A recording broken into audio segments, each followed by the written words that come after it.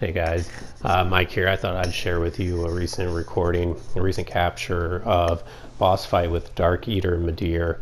If you're not already aware, Darkeater Midir, optional boss fight in the Ring City DLC, undoubtedly one of the hardest bosses in the game.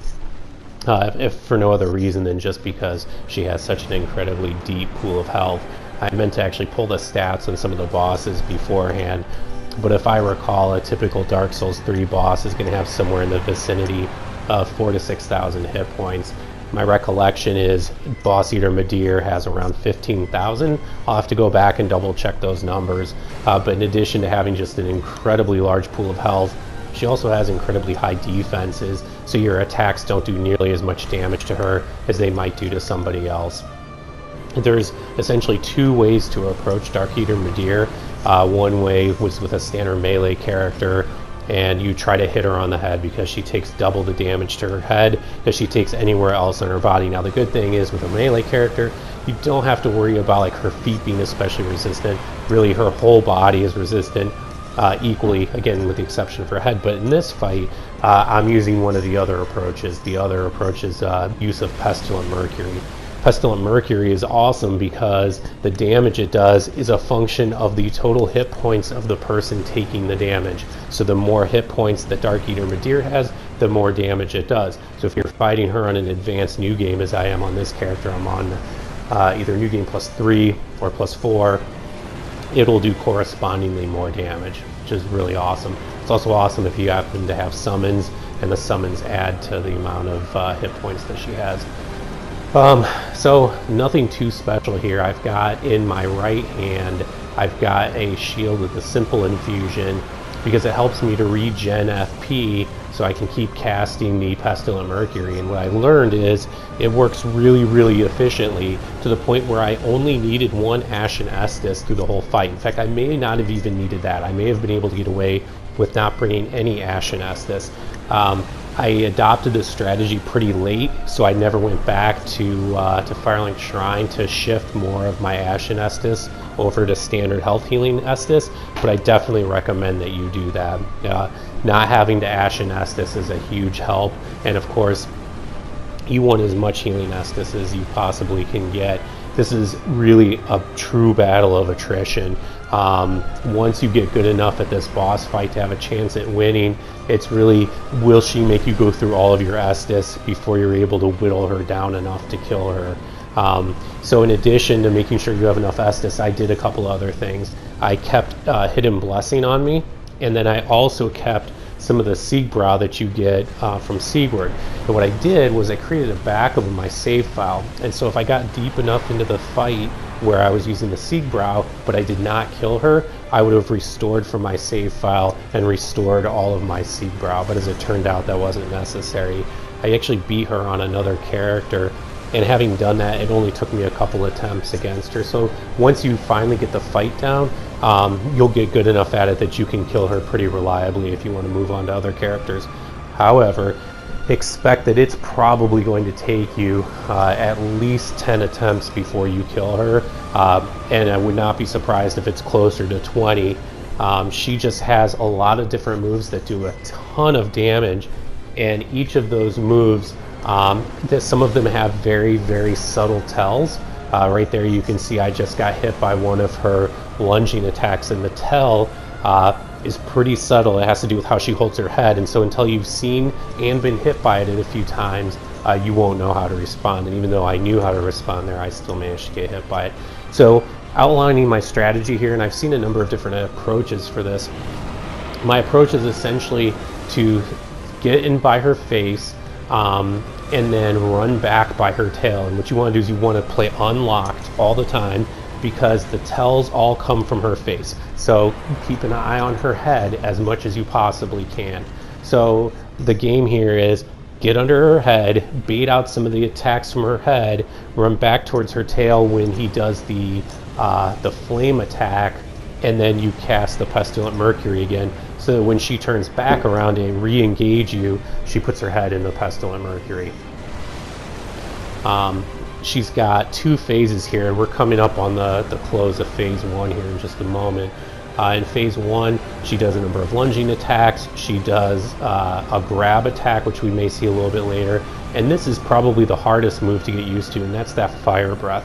The Fire Breath has an enormous AoE, and depending on where you're looking on your camera, it can be difficult to tell that it's coming, and you really need to see that move coming as quickly as possible so that you can evade either far out by her head or far out by the end of her tail.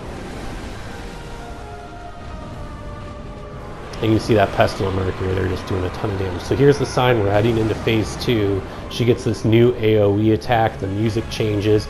That AoE attack will probably take off 80% of your health if she manages to land it on you. Here comes the Fire Breath. So I'm going to run back to the tail, cast it again.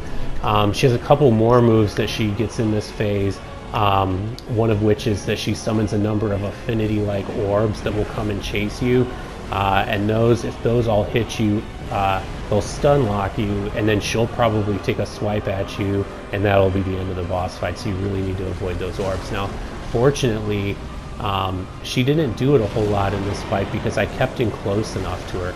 The other move that she'll do if you get too far away from her is she does this Fire Breath followed by a laser, and the laser will seek you out, and you can roll through it, but the timing is really touchy, and if you get hit by it, it's probably going to hit you for about 80% of your health. So really, anytime she hits you, it forces you to Estus. So however many Estus you have, that's essentially the number of times that you can get hit before you run out. One thing that I do is I come into the fight unembered, and then when I take my first bit of damage, I use an ember, and that is, in effect, grants me like an extra Estus. One thing you also want to avoid doing with her is panic healing. If she hits you for a bunch of damage, just stay cool, don't heal right away. Make sure you wait for a good time to heal, preferably like the Fire Breath, so you can run to the end of her tail, and that'll give you a good 7 or 8 seconds to heal up. You see here, switching the camera to her face to see what's coming, and I caught the tail swipe there and was able to roll through it. And here comes the Fire Breath again. So at this point I'm getting kind of excited because I can see I've got her down to about the last 20% of her health. But I'm also down to 3 Estus, and that part makes me a bit nervous. So far, I have not beaten her with a melee character. That's actually going to probably be my next video. I think that's going to be quite a bit more difficult than doing it with Pestilent Mercury. And it's also going to involve a completely different playstyle where I'm going to try to stick close to her head so I can do as much damage to her head as possible. I'll probably have more to say about this in an upcoming video, but I strongly suspect that it would be worth respeccing to get Pestilent Mercury just for this boss fight. I mean, it is really that difficult.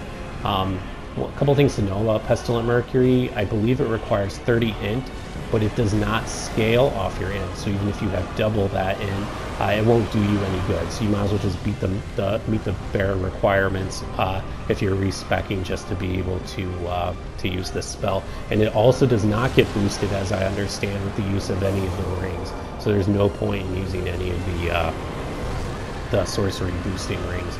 You'll notice too, as I mentioned, I got the simple infused shield in my right hand for the FP regeneration.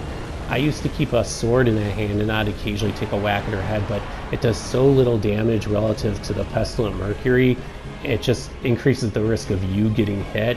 And eventually I realized the optimal strategy, if you're using Pestilent Mercury, don't even bother with a weapon. Just rely on the Pestilent Mercury, and other than that, just keep avoiding her. And here, she almost procced my tears. I'm getting really nervous here because I've got her very close to death, and I really don't want to die here. I accidentally run through my own Pestilent Mercury, which ends up dinging me for quite a bit of health. And now I see the flames coming.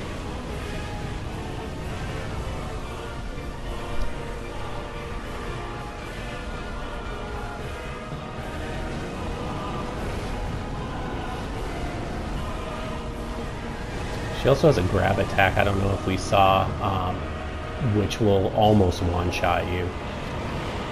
And there she's dead. good luck with this boss, guys. You're going to need it.